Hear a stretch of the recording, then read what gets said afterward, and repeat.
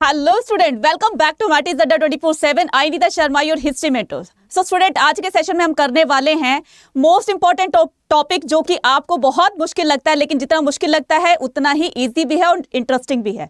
So student, इस topic का नाम है through the eyes of traveller. तो इस पूरे चैप्टर को हम वन शॉट में करने वाले हैं। हाँ जी, वन शॉट में करने वाले, पूरे चैप्टर को बहुत अच्छे से समझेंगे। तो रेडी है? तो चलिए बिना टाइम वेस्ट किए हम अपने इस चैप्टर को स्टार्ट करते हैं, जिसका टॉपिक है through the eyes of travellers of the society. मतलब कि ट्रैवलर्स का आना जाना क्यों होता था, क्या करते थे ट्रैवलर्स, यहाँ के एक कंट्री से दूसरी कंट्री में जाकर क्या करते थे, क्यों इंफॉर्मेशन कलेक्ट करते थे, इन इंफॉर्मेशन का उनको क्या बेनिफिट होता था, राइट। तो ये सारी चीजें जानेंगे हम आप इस चैप्टर के अंदर, ठीक है। चलिए तो स्टार्ट करते हैं अकाउंट ऑफ ट्रैवलर। तो बच्चे देखो, अकाउंट्स किसको कहते हैं?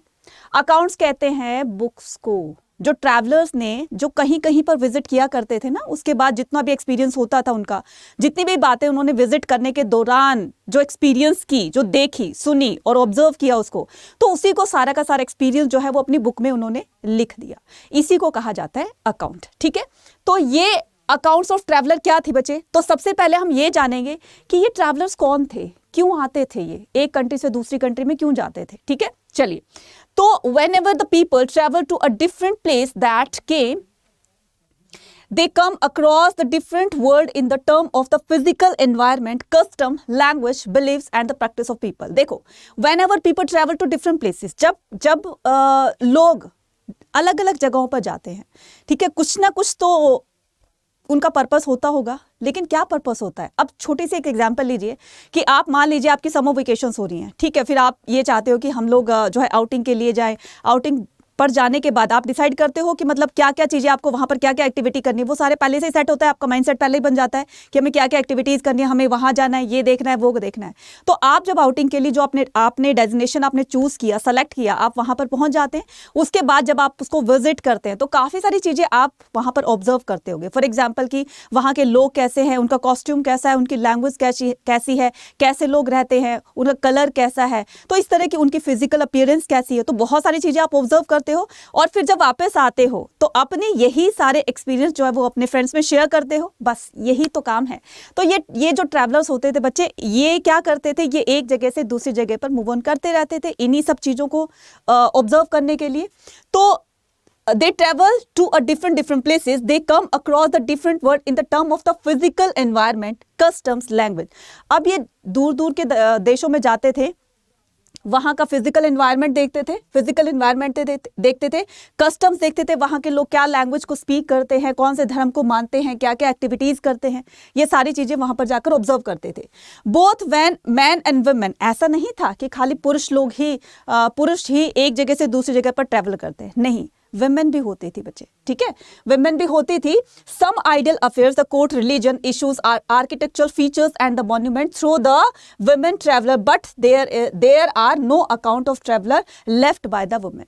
ठीक है, देखो यहाँ पर कितनी अच्छी बात कही गई है कि देखो ट्रैवलिंग तो दोनों करते थे, मैन भी करते थे, वुमेन भी करते थे, लेकिन वुमेन का आज तक कोई भी हमें अकाउंट नहीं मिला वुमेन ट्रैवलर्स का, ठीक है। उनका कोई भी अकाउंट ना मिलने की वजह से हम ये नहीं कह सकते थे कि उन्होंने जो है यहाँ पर विजिट किया, क्या क्या चीज़ें ऑब्जर्व करी। अब चीज़ों की एक विश्वसनीयता जो होती है, एक ऑथेंटिसिटी होती है, वो कब होती है? जब हमें रिटर्न में कोई कंटेंट मिलता है, ठीक है। अब यहाँ पर वुमेन जो भी ट्रैवलर रही होंगी, उन्होंने कोई अपनी बुक नहीं लिखी, इससे पता ही नहीं है कि कौन सी ट्रैवलर कब आई थी और उसने क्या क्या चीज़ों को ऑब्जर्व करके ये सारी चीज़ें अपने अकाउंट्स में लिखी, ठीक है।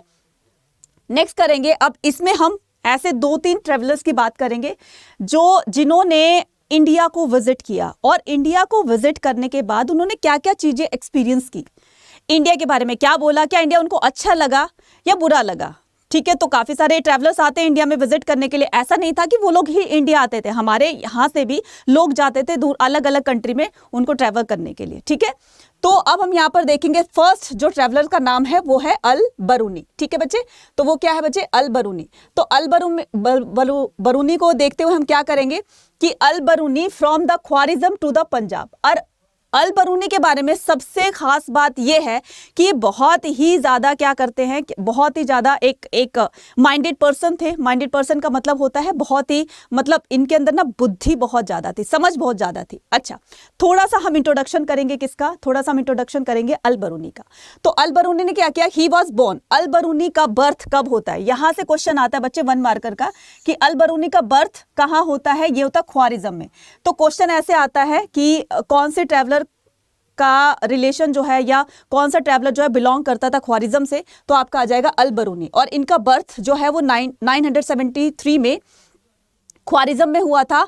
आज के टाइम में ये उज्बेकिस्तान में है, ठीक है, आज के टाइम में ये इसको उज्बेकिस्तान कहते हैं, which was an important centre of the learning. अब ये उज्बेकिस्तान क्या है, ये बच्चे एक इंपॉर्टेंट लर्निंग सेंटर बन गया है आज के टाइम पर, ठीक है, और ये वहीं से ही पैदा हुए थे।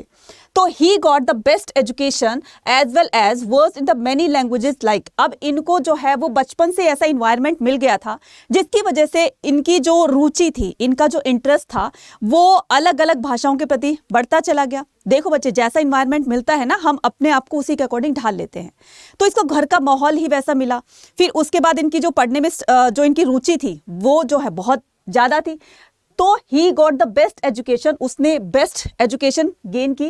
And he was well versed in the many language like Syria. और उन्होंने काफ़ी सारी लैंग्वेजेस भी सीखी, लाइक सीरिया थी, अरेबिक थी, पर्शियन थी, हैब्रू एंड द संस्कृत। काफ़ी सारी लैंग्वेजेस के ये स्कॉलर थे, ज्ञाता थे। He did not know Greek। अब ये क्या, यहां से देख लेना, वो ग्रीक भाषा को नहीं जानते थे, लिखा हुआ है खाली, ठीक है। But read the work of the Plato and the other Greek of philosophers in Arabic translation. लेकिन क्या कह रहा है, read the work of Plato and the other Greek, लेकिन उन्होंने प्लेटो जो ग्रीक फिलोसफर्स है उनकी बुक्स को पढ़ा और बुक से पढ़ करके कुछ अंदाजा लगा लेते थे कि उन्होंने ये चीज़ लिखी हुई है। ऐसा नहीं था कि बिल्कुल ही अननोन थे, लेकिन पढ़ पढ़कर जो है उनको उस चीज़ का एक्सपीरियंस मिल चुका था, ठीक है। और फिर उन्होंने क्या किया, Greek philosopher in the Arabic, तो उन्होंने उनकी बुक को पढ़ा, प्लेटो की बुक को और जो ग्रीक फिलोसफर्स थे उनकी बुक को पढ़ा, और फिर इसको किस में, अरेबिक में ट्रांसलेट किया। Al Biruni was one of the most scholar and the poet. Al Biruni के बारे में कहा जाता है कि ये बहुत ही एक बड़े स्कॉलर थे, स्कॉलर के साथ साथ में ये एक पोएट भी थे, ठीक है। तो were taken to Ghazni by the sultan. अच्छा, ये किसके साथ इंडिया आए थे, तो ये बच्चे आए थे किसके साथ, सुल्तान मोहम्मद बिन तुगलक के साथ में, ठीक है, गजनी। तो सॉरी, ये जो मोहम्मद गजनी थे इनके साथ आते हैं, ठीक है, मोहम्मद गजनी के साथ आते हैं इंडिया में। तो जैसे वो क्या करते थे, एक राजा होता था ना, तो वो दूसरे राज्य पे अटैक करके उसकी सारी चीज़ों को ऑक्यूपाई कर लेते थे और वहाँ से कुछ लोगों को दास बनाकर अपने साथ लेकर जाते थे। तो उन्हीं में से ही एक थे अल बरूनी, जिनको दास बनाकर वो लेकर गए थे। स्कॉलर थे, कवि थे, तो उन्होंने सोचा कि मैं इसको अपने राज दरबार में एक पोस्ट जो है इनको दूंगा ताकि ये मेरे लिए काम करे। तो बस इन्हीं को लेकर के फिर वो इंडिया की तरफ आते हैं और यहाँ पर इंडिया में आकर फिर अल बरूनी जो है वो यहाँ पर आकर चीज़ों को ऑब्जर्व करते हैं और सारी चीज़ों को ऑब्जर्व करने के बाद अपनी अकाउंट बुक में, अपने अकाउंट में लिखते हैं सारी चीज़ों को। किसके बारे में, हमारे इंडिया के बारे में। Al Biruni Khwarezm to Punjab. Al Biruni spent many years with the Brahmanas. अब अल बरूनी को संस्कृत तो आती नहीं थी, संस्कृत स्कॉलर थे। अभी आप ये सोचोगे कि मैडम अभी तो आप बोल रहे थे कि संस्कृत के ज्ञाता थे बच्चे, लेकिन बाद में उनको ये चीज़ें नॉलेज में आई ना, बाद में उसको संस्कृत पढ़नी लिखनी आई। तो अल बरूनी जब इंडिया आया तो उन्होंने काफ़ी अपना टाइम जो है वो ब्राह्मणों, पृष्ठ यानी कि पंडितों के साथ, ब्राह्मणों के साथ गुजारा, स्कॉलर्स के साथ गुजारा और उन्होंने फिर संस्कृत को लर्न किया, संस्कृत पढ़ना लिखना ये सब जाना।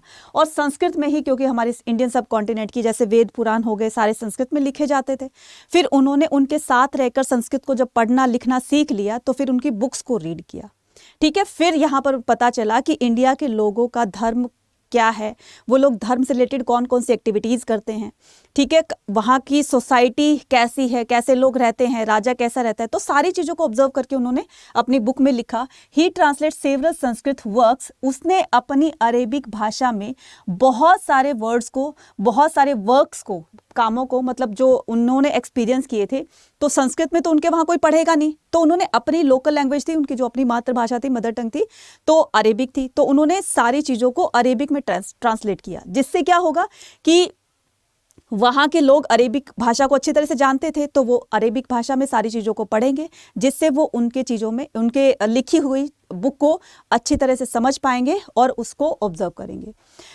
तो for his Brahmin friend he translated the work of the इल्यूसिड the Greek mathematician into the Sanskrit. तो काफी सारे उनके जो ब्राह्मण फ्रेंड्स थे, तो बच्चे उन्होंने क्या किया कि फॉर हिज ब्राह्मण फ्रेंड्स, तो उन्होंने अपने ब्राह्मण फ्रेंड्स के लिए he translated the work of the इल्यूसिड, तो उन्होंने एक इल्यूसिड वर्क को Greek mathematician into the Sanskrit. तो ये ग्रीक उसमें लिखा हुआ था, भाषा में लिखा हुआ था, तो ब्राह्मणों के लिए इन्होंने इसको संस्कृत में कन्वर्ट कर दिया, क्योंकि ब्राह्मणों ने इनकी हेल्प करी थी, तो इन्होंने भी सोचा कि भाई देखो दोस्ती तो हो गई है ना, तो दोस्ती में अगर दोस्त ने मेरी हेल्प करी तो मेरा भी ये ड्यूटी बनती है कि मैं भी अपने दोस्त की हेल्प करूं, और उन्होंने इस ल्यूसिड को संस्कृत में जो है वो कन्वर्ट करके या ट्रांसलेट करके उनको दिया।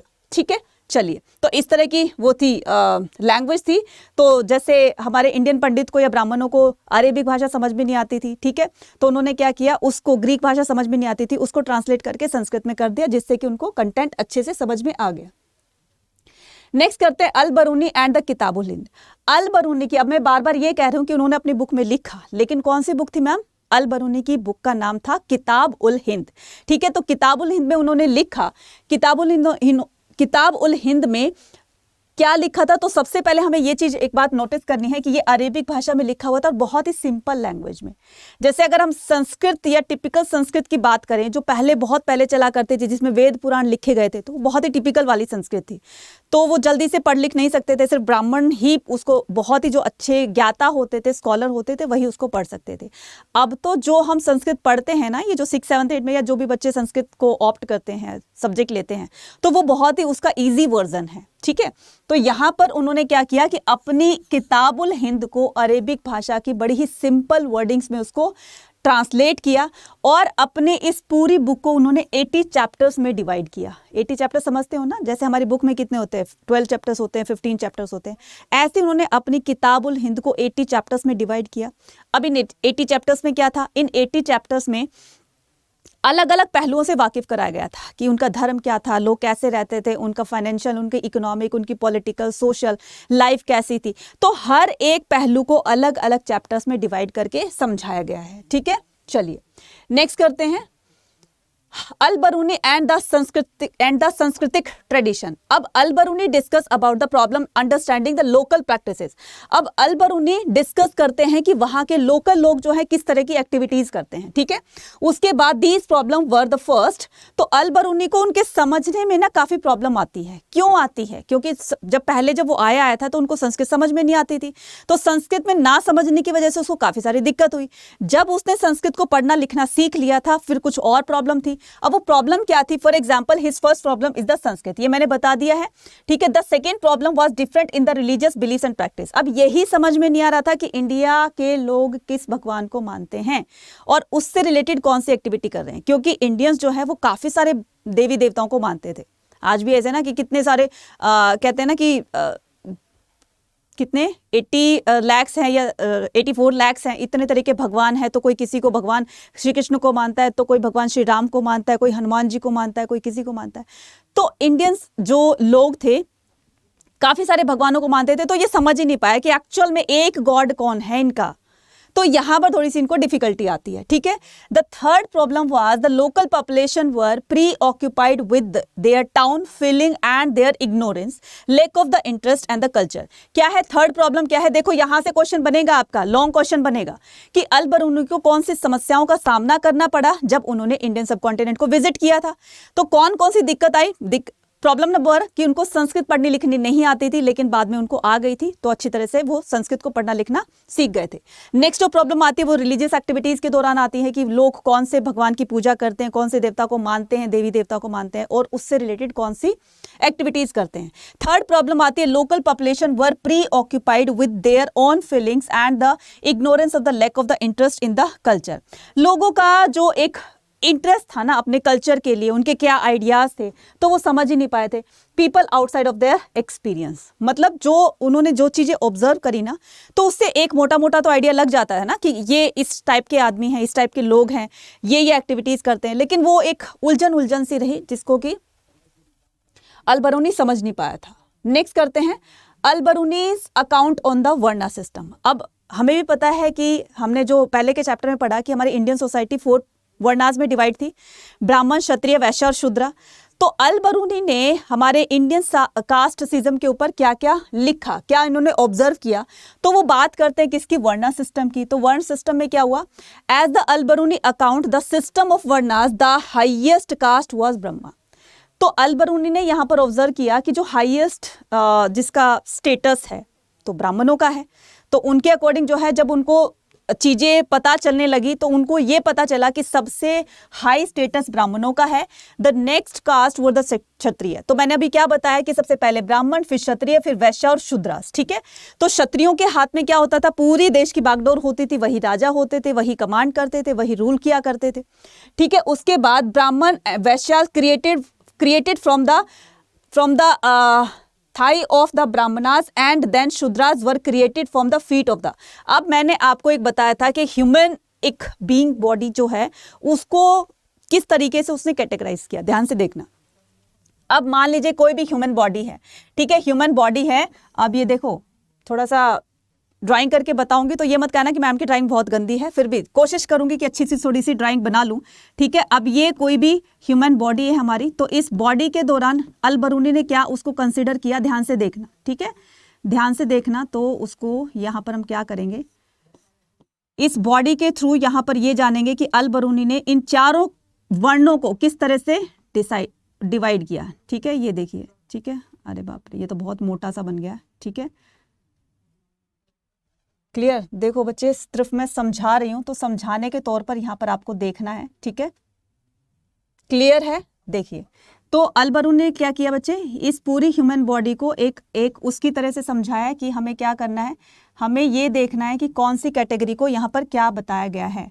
तो ये जो माइंड वाला काम है ना बच्चे, ये जो सोचने विचारने का काम है, तो ये किसका है, ये है ब्राह्मणों का। ये किसका है, ये है ब्राह्मणों का। ठीक है, भुजाओं वाला काम, शक्तियों वाला काम किसका है, तो ये है क्षत्रियों का। ठीक है, क्योंकि बलशाली होगा, पावरफुल होगा, तभी तो वो अपने राज्य को प्रोटेक्ट करेगा। उसके बाद ये जो है पेट वाला काम जो है, ये किसका है, ये है वैश्यास का। और जो फीट वाला काम है, यानी कि पेट से लेकर थाई तक, ये वाला काम जो है, देखो यहाँ पर बताया गया है ना कि Vaishyas created from the thighs of the Brahmanas and Shudra were created. और शूद्र को बताया गया इनके फीट, इनके पैर जो है, इसको शूद्रास में कैटेगराइज किया गया है। तो ह्यूमन बॉडी को उन्होंने पूरे वर्ण सिस्टम को डिस्क्राइब कर दिया है इस ह्यूमन बॉडी के अकॉर्डिंग। ठीक है, चलिए नेक्स्ट पर मूव ऑन करते हैं। तो नेक्स्ट पर आएगा कि Al Biruni description of the caste system. तो अल बरूनी ने 4 वर्णास के बाद में कास्ट सिस्टम को कैसे डिफाइन किया है। Caste system was not unique in India. देखो, ऐसे तो यूरोप में भी बहुत सारी जगहों पर जो है वो कास्ट कैटेगराइज हुआ, मतलब सोसाइटी पूरी जो थी वो कैटेगरीज में डिवाइडेड थी। अब जैसे हमने देखा कि क्लर्जी थी, फिर नोबेलिटी थी, फिर क्या थी आपकी पेजेंट्री थी। तो ऐसे इंडियन सब कॉन्टिनेंट में भी वो 4 पार्ट्स में डिवाइड थे और उनकी सब कास्ट बनी हुई थी। लेकिन कौन कौन सी कास्ट बनी हुई थी, he noted that ancient Persia for the 4 social categories were recognized, these were knights. तो ये क्या देखो, पूरे अगर उसने अब यूरोप की बात करें तो यूरोप को भी 4 उसमें कैटेगराइज किया गया था, 4 कैटेगरीज में डिवाइड किया गया था। तो पहली बताई गई है इसमें नाइट्स ऑफ द प्रिंसेस, मतलब राजा लोग। नेक्स्ट बताया गया है मॉन्क्स फ्री, दूसरा बताया गया है वो जो प्रीस्ट क्लर्जी वगैरह थे, तो उसको दूसरे में बताया गया है। थर्ड होता है फिजिशियन, एस्ट्रोनॉमर और and the other scientist, third में बताया गया। फोर्थ में बताया गया है पेजेंट्री एंड द आर्टिशन। तो अल बरूनी ने क्या किया कि पर्शिया की बात कर रहा है, एंशिएंट पर्शिया की बात कर रहा है कि 4 कैटेगरीज वर, तो ये 4 कैटेगरीज थी जिसको कि अल बरूनी ने बताया। ठीक है, ही पॉइंटेड दैट इस्लाम, उसने क्या किया, इस्लाम को पॉइंट किया। All men were consider equal, they differ only their observance of the piety. उन्होंने कहा, इस्लाम धर्म के बारे में भी कहा कि वो लोग क्या करते थे, all men were consider equal, कि सभी लोग जो है वो एक जैसे होते हैं, कोई जो है वो किसी से बड़ा नहीं होता, कोई किसी से छोटा नहीं होता, अमीर गरीब सब जो है वो इक्वल होते हैं अल्लाह के सामने। ठीक है, अल्लाह के सामने। तो उन्होंने इसको भी डिफाइन किया है। अल बरूनी आगे कहते हैं कि Al Biruni views on the pollution. तो अल बरूनी का पॉल्यूशन, प्रदूषण के प्रति क्या विचार थे, ये भी बताया गया है कि Al Biruni accepted the Brahmanical description the caste system but he rejected notion. देखो ये क्या कह रहा है कि Al Biruni accepted Brahmanical description, Al Biruni ने ब्राह्मणिकल जो डिस्क्रिप्शन थे उसको एक्सेप्ट किया of the caste system, but he rejected the notion, लेकिन उसने एक सोच, एक विचार को रिजेक्ट किया। किसको? He rejected the notion of the pollution, pollution का मतलब here the pollution refers to, pollution का मतलब क्या है इसमें? ऐसा नहीं कि एयर पॉल्यूशन की बात कर रहे हैं, लैंड पॉल्यूशन की बात कर रहे हैं, नहीं। पॉल्यूशन का मतलब उसने बताया कि जो अनटचेबिलिटी थी, अनटचेबिलिटी मतलब अस्पृश्यता जो थी, कि किसी के हाथ लगाने से, कोई छोटी जाति का लोग है, पर्सन है, अगर उसने किसी को टच कर दिया तो वो अपवित्र हो गया। अगर वो गांव से, अगर वो बहुत ही डिस्कार्डेड एरिया में रह रहा है और वो गांव के अंदर एंटर कर रहा है तो उसके एंटर होने से पूरा गांव अपवित्र हो गया।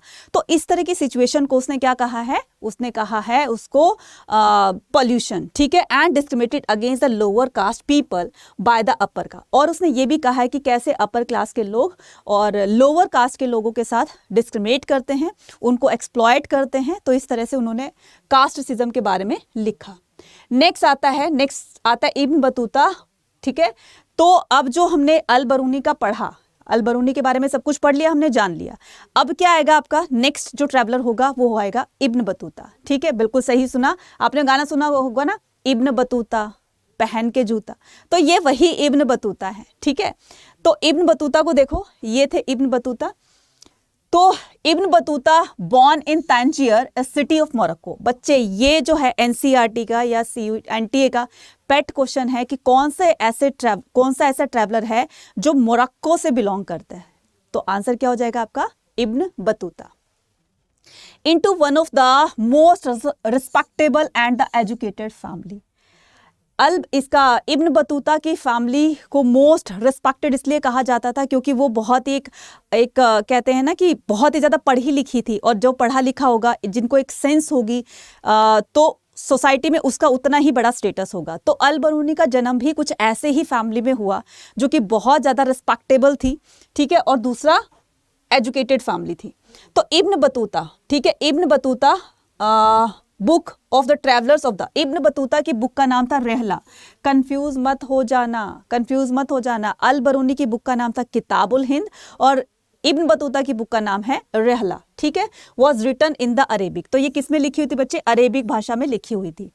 इब्न Battuta consider experience gain through the travellers more. अब ये भी क्या करते हैं? ये भी नॉलेज को गेन करने के लिए आते हैं कि मैं भी अलग अलग कंट्री में जाता हूँ, वहाँ पर देखता हूँ, चीज़ों को विजिट करता हूँ। विजिट करने के बाद फिर इन्होंने अपनी रहला बुक में वो अपने सारे एक्सपीरियंसेस को उसमें लिख दिया। किस में भाषा, कौन सी भाषा में लिखा? अरेबिक भाषा में। याद रखना बच्चे, ये छोटे छोटे क्वेश्चन ही ना आपके मार्क्स को इंक्रीज करवाएंगे, इसलिए हर चीज़ को बहुत ही अच्छे से ध्यान से सोच समझ करके चलना है। नेक्स्ट आता है ही ट्रैवलर। उसने भी जैसे बहुत सारी कंट्रीज को ट्रैवल किया, like Syria, Iraq, Persia, Yemen. तो ऐसा ये ट्रैवलर था जिसने सबसे ज्यादा कंट्रीज को विजिट किया था, सबसे ज्यादा जो घूमा था वो कौन था? इब्न बतूता, ठीक है। तो he traveller to different countries like Syria, Iraq, Persia, Yemen, Oman and the few trading ports on the coast of East Africa. तो काफी सारे जगहों पर घूमने के बाद, अब देखो जो ज्यादा घूमेगा उसको एक्सपीरियंस ज्यादा होगा, उसको ज्यादा बातों का पता होगा, ठीक है। तो ये अगर हम इब्न बतूता और इनको अल बरूनी को अगर हम कंपेयर करें तो अल बरूनी वो कम थोड़ी सी कंट्री में घूमा था और ये बहुत ज्यादा कंट्री में घूमा था, तो इसको ज्यादा नॉलेज होगी। अगर वो एक कंट्री को दूसरी कंट्री के साथ कंपेयर कर रहा है और उसके बाद फिर वो डिफरेंस देख करके जो चीज लिख रहा है तो वो ज्यादा विश्वसनीय होगी। क्लियर है, ठीक है। नेक्स्ट बात करते हैं। तो नेक्स्ट आता है Ibn Battuta travel to India. अब ये इब्न बतूता इंडिया कब आता है? ये भी 1 मार्कर का क्वेश्चन आएगा कि इब्न बतूता ने इंडिया को ट्रैवल किया कब? 1333, ठीक है, 1333। तो दैट मीन्स कि 1300 और 33 सीई में by the travelling overland through the central Asia. तो जब अल बरूनी, अगर ये सेंचुरी में आता है, ठीक है, अगर ये सेंचुरी में आता है तो कितना आ जाएगा आपका? 14th century. कितने में आ जाएगा? 14th सेंचुरी में, ठीक है, 1333 में। 1333 में, तो by the travelling overland through the central Asia he was attracted by the reputation of Muhammad bin Tughlaq. और वो कब आया था? इस टाइम पीरियड पर हमारी दिल्ली पर कौन रूल कर रहा था? दिल्ली सल्तनत का शासन चल रहा था। और दिल्ली सल्तनत के अगर शासक की बात कही जाए कि कौन सा शासक उस पर रूल कर रहा था, तो आ जाएगा ये जो मोहम्मद बिन तुगलक, ठीक है, MBT जिसको शॉर्ट फॉर्म में बोलते हैं। तो मोहम्मद बिन तुगलक का शासन चल रहा था, तो उसी शासनकाल के दौरान ये इंडिया आता है। The sultan of Delhi for his the generous patron arts and the letters, hence he move the Delhi passing through the Multan and Uch. और फिर क्या करता है कि अल बरूनी, इसने क्या किया कि इब्न बतूता को मोहम्मद बिन तुगलक ने अपना एक कर्टियर बना लेते हैं, उसको एक अपना काजी बना लेते हैं। काजी कौन होता है बच्चे? जो इस्लाम धर्म के बारे में जो सारी चीज़ों को जानता है, हर रूल रेगुलेशन के बारे में, धार्मिक उनके बारे में सारी चीज़ों को जानता है, कानून को जानता है, जो इस्लाम धर्म के कानूनों को जानता है, उसकी जानकारी उसमें बहुत होती है। तो इसलिए उन्होंने अपने कोर्ट में इसको एज अ काजी की उपाधि दे दी गई थी, ठीक है। तो ये क्या करते हैं? मुल्तान और उच्च। अब ये मुल्तान और उच्च कहाँ पर है? ये रहा बच्चे, क्या? उच्च और मुल्तान, ये रहा। तो इस सिचुएशन में यहां पर भी वो विजिट करता है। तो sultan for his generous patron of the art and letters, hence he moved for Delhi passing through the. तो ये दिल्ली आता है पास करते हुए किसको? देखो दिल्ली कहां पर है? दिल्ली कहां पर है? ये हमारी ये रही दिल्ली। तो मुल्तान को और उजा को, उच्च को, ठीक है, मुल्तान और उच्च को यहां से ट्रैवल करते, अगर ये उच्च से लेकर के और ये मुल्तान जाता है, मुल्तान से फिर ये यहां पर आता है अबूहार आता है, फिर उसके बाद यहाँ पर आता है, फिर इसके बाद यहाँ हासी आता है, फिर ये सारस्ती आता है, फिर हासी आता है, उसके बाद फिर ये दिल्ली पहुंचता है। तो यहाँ पर यही बताया गया है कि ही मूव्ड फॉर दिल्ली, वो दिल्ली को मूव करने के लिए वो मुल्तान और उच्च को क्रॉस करके और फिर बाद में ये दिल्ली आता है। नेक्स्ट कहता है the sultan was impressed by his scholarship and the appointed the qazi of जज। अब ये काजी कौन होता है? अगर हम इसको अपनी भाषा में बोले तो एक जज की उपाधि जो है MBT ने अपने कोर्ट में इनको दी थी, ठीक है, इब्न बतूता को। अब आता है next, Ibn Battuta travel to China, ठीक है। इब्न बतूता चाइना को कब विजिट करता है? Ibn Battuta was order in 1342 CE by the Multan to travel to China as a sultan, travel China as a sultan representative to the Mongol rulers, ठीक है। वो अपने सुल्तान का एक मैसेंजर बनकर, तो क्या कह रहा है? वो अपने सुल्तान का एक रिप्रेजेंटेटिव बन करके और मंगोल रूलर के पास जाता है जब चाइना पर मंगोल रूलर्स का रूल चल रहा था, ठीक है।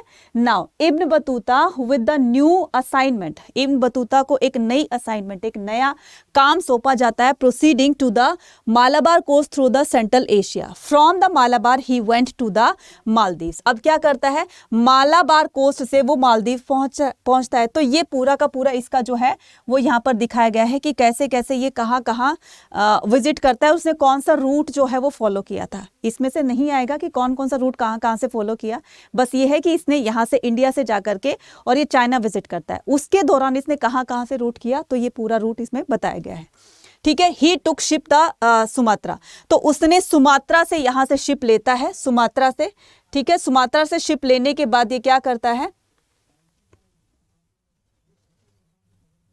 सुमात्रा, ठीक है, सुमात्रा से शिप लेने के बाद and from the another ship of the Chinese port that is the Zaytun and presently known as the Quanzhou. तो ये फिर क्या करता है कि ये इससे सुमात्रा से ट्रैवल करने के बाद फिर ये नेक्स्ट स्टेशन पर पहुंचता है, तो नेक्स्ट स्टेशन में अपनी शिप चेंज करता है, फिर उस शिप के दौरान फिर वो चाइना में जाकर पहुंच जाता है। तो ये उसका पूरा का पूरा रूट एरिया दिया हुआ है, ठीक है।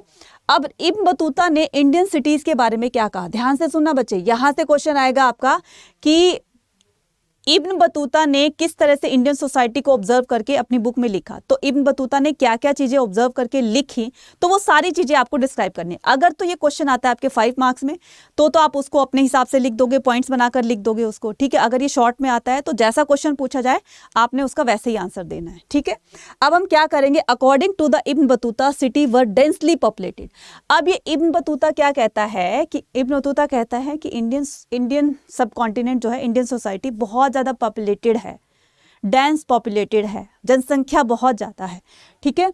तो and the prosperous but they are the disturbed when they are the invasion and the wars, ठीक है। और बार बार इस पर अटैक होते रहते हैं, क्योंकि इंडिया को सोने की चिड़िया इसलिए नहीं कहा जाता, इसलिए कहा जाता है कि इंडिया के पास धन दौलत बहुत थी, और इसी धन दौलत को लूटने के लिए बार बार अटैकर्स जो है इस पर अटैक करते रहते हैं, वॉर चलती रहती है इस पर, ठीक है।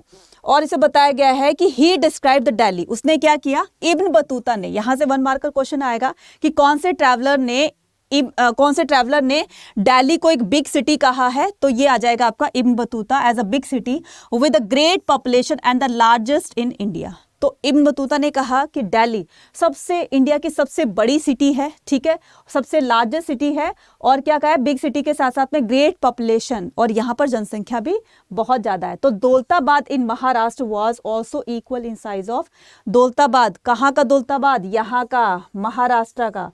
तो महाराष्ट्र में दौलताबाद को दिल्ली से कंपेयर किया गया है कि वो भी इतना ही बड़ा है, उसकी जनसंख्या भी करीब करीब दिल्ली के बराबर ही है, तो दोनों को कंपेयर करके बताया गया है दौलताबाद महाराष्ट्र में और दिल्ली को, ठीक है। नेक्स्ट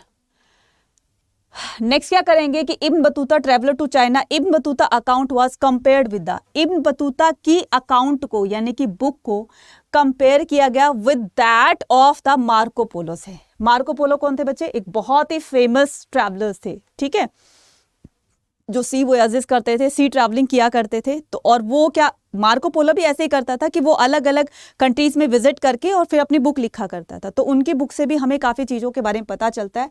तो सेम ऐसे ही इब्न बतूता की बुक को, रेहला को, कौन सी बुक थी बच्चे, रेहला को, तो रेहला बुक को मार्को पोलो की बुक से यहाँ पर कंपेयर किया गया, हु विजिटेड चाइना, जो कि मार्को पोलो ने चाइना को विजिट किया था, and India from his home country Venice. और ये मार्को पोलो कहाँ का था बच्चे, ये वेनिस का था, क्लियर, ये वेनिस का था, लेट 13th सेंचुरी। तो मार्को पोलो ने चाइना को कब विजिट किया था, लेट 13th सेंचुरी में, ठीक है, लेट 13th सेंचुरी में। तो दोनों की बुक को जब कंपैरिजन किया गया कि किसने अच्छा लिखा है, तो इनकी ज़्यादा, क्योंकि इन्होंने बाद में विजिट किया था तो बाद में चीज़ें और उसमें ऐड हो गई होंगी, तो दोनों को कंपेयर किया गया था और दोनों में देखा गया था कि देखते हैं कितने किसमें अच्छे पॉइंट्स लिखे हुए हैं, ठीक है। नेक्स्ट आता है Ibn Battuta and the excitement of the unfamiliar. देख रहे हो ना, कितनी अच्छी सी यहाँ पर फोटो दिखाई गई है कि इब्न बतूता कहता है कि दिल्ली में ना किसी काम की कोई कमी नहीं है, तो अगर तो तुम्हारे अंदर कोई किसी काम की निपुणता है, अगर तुम किसी काम में बहुत ज़्यादा माहिर हो, तो तुम अपने काम के बेस पर दिल्ली में नौकरी पा सकते हो, तुम जॉब कर सकते हो, तुम्हें काम मिल सकता है। तो इस तरह का ये जो थॉट था, थिंकिंग थी, सोच थी, ये इब्न बतूता की थी। तो बताया गया है कि Ibn Battuta reach Delhi, Ibn Battuta कब दिल्ली पहुंचता है, तो वो पहुंचता है 14th सेंचुरी में, अभी बताया था ना मैंने। और अगर सन की बात आती है तो 1333 सीई, 1333 सीई में, कॉमन एरा में जो है वो पहुंचते हैं Delhi. The subcontinent was part of the global network of the communication from, for example, China to the east, north, west Africa, Europe in west. तो ये सारी चीज़ों को जब इसने विजिट किया अलग अलग कंट्री को, तो इंडिया को उससे जो है वो क्या करते हैं, थोड़ा सा ऑब्जर्व करते हैं कि ये इंडिया जो है बाकी की कंट्री से कैसे अलग है। He visited square the shrines, spended time for with learn man and the rulers. तो वो चीज़ों को जानने के लिए लोगों से कनेक्ट होता है, ठीक है, रूलर्स से कनेक्ट होता है, वहाँ की चीज़ों को जानता है। उसके बाद he enjoyed the cosmopolitan culture as the people spoke Arabic, ठीक है। तो ये क्या होता है, फिर जो अरेबिक भाषा बोलते थे, Persian, Turkish and the other languages. तो इंडिया में ऐसा नहीं था कि खाली संस्कृत ही बोली जाती थी, तो काफ़ी सारे लोग, अब जैसे एमबीटी के दौरान ये जो मोहम्मद बिन तुगलक थे, इनके दौरान जो है वो अलग अलग भाषाओं के लोग भी थे। तो ऐसा नहीं था कि वो संस्कृत का ज़माना था, तो संस्कृत का ज़माना वो निकल गया था, ठीक है, संस्कृत भी थी, लेकिन अलग अलग भाषाओं को स्पीक करने वाले भी लोग रहते थे, उनको उनके साथ मिल करके बड़ी खुशी हुई। कहते हैं ना कि अपने जब लोग मिल जाते हैं तो खुशी डबल हो जाती है। तो सेम ऐसे ही इब्न बतूता के साथ हुआ, अलग अलग लोगों के साथ मिल करके जो चीज़ें उन्होंने एक्सपीरियंस की वो और भी ज़्यादा उनको अच्छी लगी और इंटरेस्टिंग लगी। They share the idea, information and the एसोडेंट्स। तो उन्होंने इब्न बतूता के साथ मिलकर अपने जैसे व्यूज़ शेयर करना, उनको वहाँ के बारे में बताना सब कुछ, तो उसको तो चाहिए यही था कि मैं चीज़ों को जानूँ, इधर से उधर से वो पूछते थे, उधर से वो आंसर देते थे। तो बस इसी तरह की जानकारी जो है इब्न बतूता ने ले करके अपने अकाउंट में लिखा उसको। Ibn Battuta views about the Delhi. अब इब्न बतूता का दिल्ली के प्रति क्या व्यूज़ थे, क्या राय थी उनकी, क्या विचार थे। According to Ibn Battuta, the city of Delhi covers a wide area and had a large population. Ibn Battuta ने बताया, अभी हमने पीछे पढ़ा था ना कि बहुत ही लार्ज ये है स्टेटस, मतलब लार्ज सिटी है। There were houses inside the, अब यहाँ पर लोगों के घरों के बारे में बताया गया है, ठीक है, लोगों के घरों के बारे में, स्ट्रक्चर्स के बारे में बताया गया कि किस तरह से लोग जो है घरों में रहा करते थे, वहां का सेटलमेंट क्या था लोगों का। There were houses inside the night sentry and the gate keepers, तो बताते थे कि ऐसा घर होते थे और वहां पर एक गेट कीपर होता था कि कौन अंदर जा रहा है, कौन बाहर आ रहा है। तो पूरा जैसे आज के टाइम में सीसीटीवी कैमरा जो ऑब्जर्व करते हैं ना, तो पहले के टाइम में लोग खुद ही बैठा करते थे, ऑब्जर्व किया करते थे सारी चीज़ों को कि कौन आ रहा है, कौन जा रहा है, कौन क्या एक्टिविटी कर रहा है, तो वो लोगों की नज़र में होती थी। तो वहाँ पर एक गेट कीपर होता था। There were also store house for the storing edibles, तो घरों में एक स्टोर हाउस होता था, ठीक है, घरों में एक स्टोर हाउस होता था। मैंने भी देखा है अपने जो पुरानी हमारी हवेलियां हैं, तो वहाँ पर एक स्टोर हाउस होता था जहाँ पर ग्रेन्स को स्टोर करके रखा जाता था, ठीक है, तो ग्रेन को स्टोर करके रखा जाता था। और क्या होता था, मैगजीन्स होती थी, एक्यूमुलेशंस होते थे, और द बैलिस्टार्स होते थे, एंड सीज ऑफ मशीन्स। तो ये जो घर में जो काम आने वाली चीज़ें हैं, इनके लिए अलग अलग प्लेसेस बनाए गए थे। There were the many gates called the darwaza, बहुत सारे दरवाजे होते थे, मैनी गेट्स होते थे जिनको दरवाजा कहा जाता था। एंड द बुडाउन दरवाजा वॉज, अब ये गलती मत कर देना, ठीक है, कि सबसे बड़ा दरवाजा कौन है, बुलंद दरवाजा नहीं।